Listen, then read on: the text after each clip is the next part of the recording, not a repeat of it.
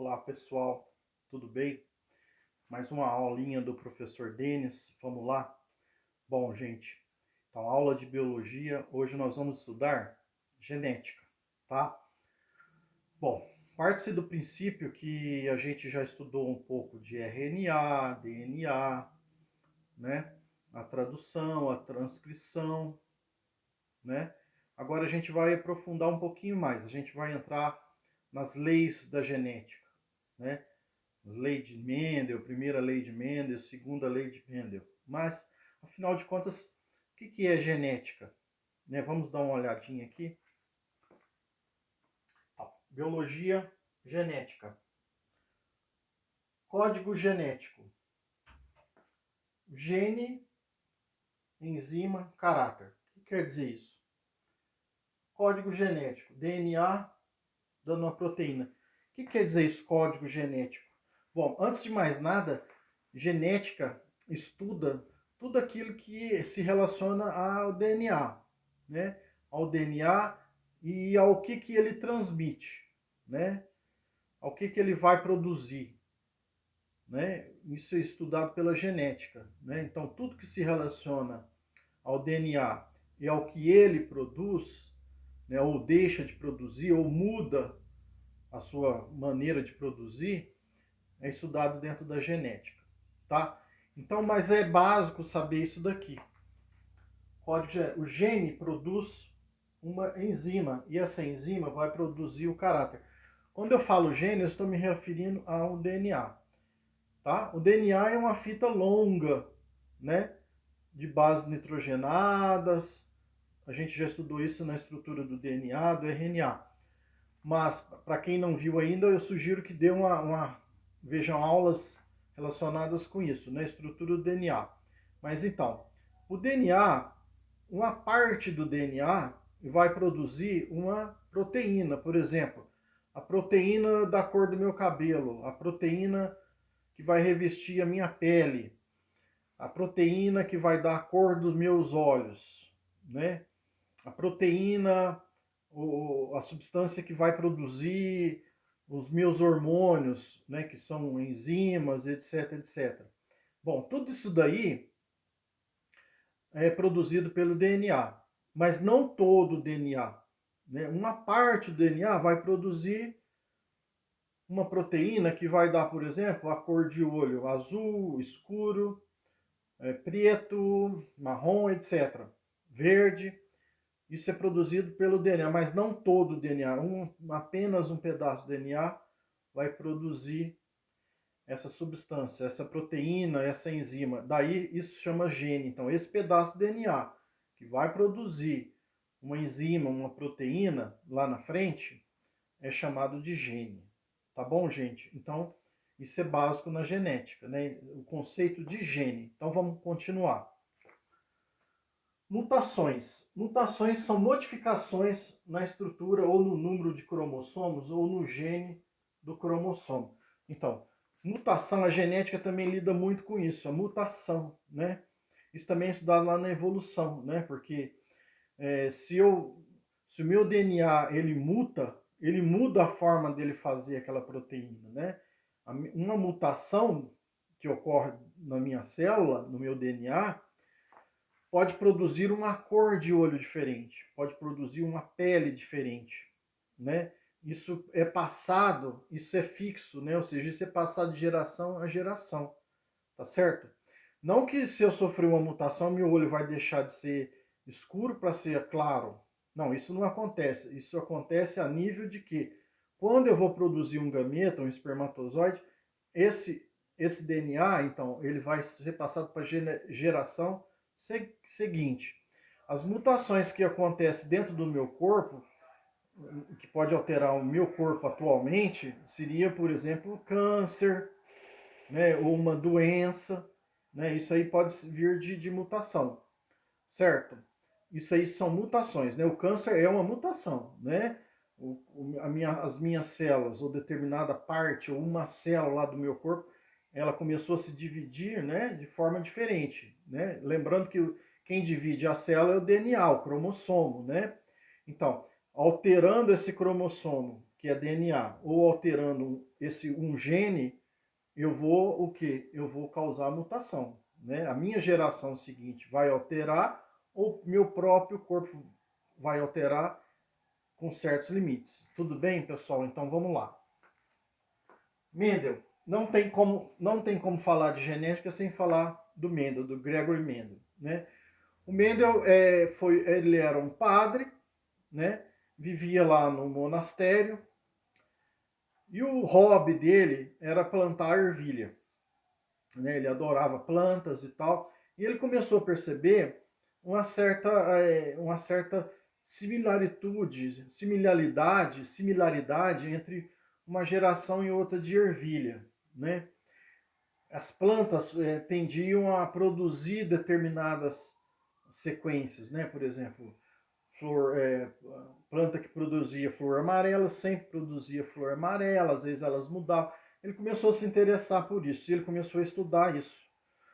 Ele escolheu ervilha para estudar, o pé de ervilha, né, a planta ervilha. Ele começou a estudar ervilha porque a ervilha, ela nasce muito rápido, ela germina muito rápido, ela se cruza muito rápido e ela dá descendente muito rápido, ou seja, ela produz semente muito rapidamente.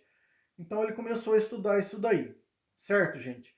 Então, como que eram os estudos do Mendel, né? Ele tinha muito canteiro de plantas lá no mosteiro, né? À disposição dele tinha muita terra para plantar ali, e ali ele fazia os seus experimentos assim intuitivamente, né? Não existia assim exatamente uma sequência totalmente. Ele usava muita matemática, né? Ele tinha muito conhecimento de estatística, isso ele usava muito, né?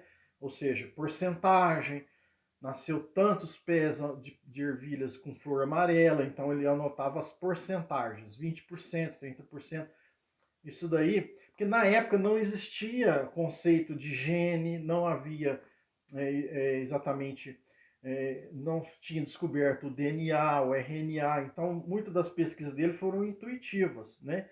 Mas, inclusive, né, as experiências dele, as descobertas dele, né, as teorias dele, as leis dele, que hoje é chamado de lei, né, porque isso não tem como você refutar uma lei, ficaram muito tempo ali sem ninguém dar atenção, porque na época era tão avançado isso, né, que ninguém deu bola. Só foram retomar as pesquisas dele, descobrir em 1910, 1920, quando descobriram lá o cromossomo e etc.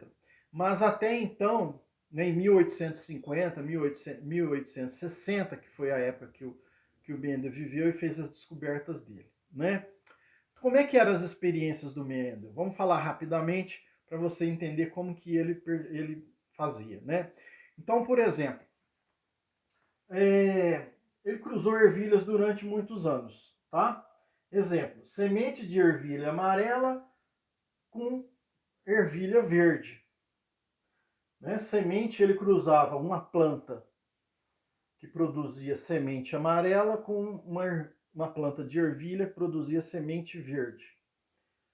Conclusão do Mendel. Bom, vamos explicar isso daí. Ele pegava o quê? Um pé de ervilha que produzia semente amarela. Ele pegava outro pé de ervilha que produzia semente verde. Ele cruzava isso daí, né? Ele tinha muita habilidade com isso. Ele ia lá com a pinça, pegava o pólen dessa ervilha verde, por exemplo, e colocava lá na flor feminina da ervilha amarela. Ali ele fazia então um cruzamento, né? Que é o pólen com a parte feminina da planta, lá da flor. Esperava nascer. Aí o que ele observava, gente? Então, quando ele cruzava quando ele cruzava a ervilha de semente amarela com ervilha que produzia semente verde, a descendência, né, os filhos dessa planta, vamos dizer assim, os descendentes dessa planta, só produziam semente amarela. Ele observou isso. O verde sumia na geração, né?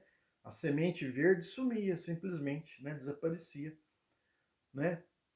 Isso ele fez várias vezes, né? Ele fez isso várias vezes. Daí a noção dele de estatística, né? Ou seja, de cada 1000 pés de cruzamento que ele fazia, nascia 1000 pés assim, né?